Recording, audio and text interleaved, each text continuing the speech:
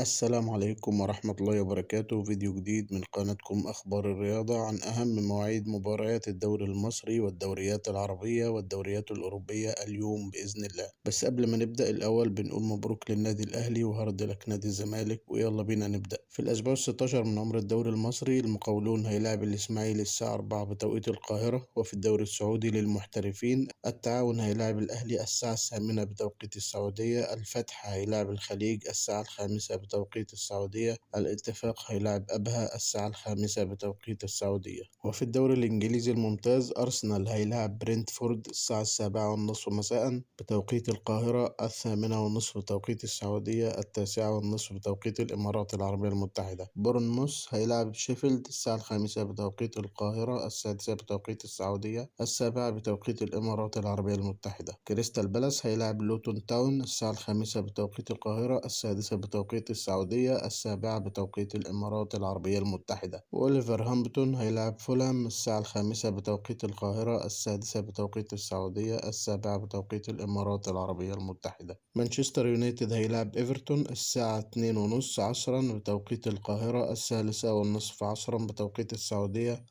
4:30 بتوقيت الإمارات العربية المتحدة. وفي الدوري الأسباني جيرونا هيلعب أوساسونا الساعة 10 مساء، 11 بتوقيت السعودية، 12 بتوقيت الإمارات العربية المتحدة. غرناطة هيلعب ريال سوسيداد الساعة 7:30 مساء بتوقيت القاهرة، 8:30 بتوقيت السعودية، 9:30 بتوقيت الإمارات العربية المتحدة. قادش هيلعب أتلتيكو مدريد الساعة 7:15 مساء بتوقيت القاهرة، 8:15 بتوقيت السعودية، 9:15 بتوقيت الإمارات العربية المتحدة. فالنسيا هيلاعب ختافي الساعة 3 عصرا بتوقيت القاهرة، 4 بتوقيت السعودية، 5 بتوقيت الإمارات العربية المتحدة. لو عجبك الفيديو ما تنساش تدوس لايك وتعمل شير وكومنت وتفعل زر الجرس عشان يوصلك كل فيديوهاتنا، والسلام عليكم ورحمة الله وبركاته.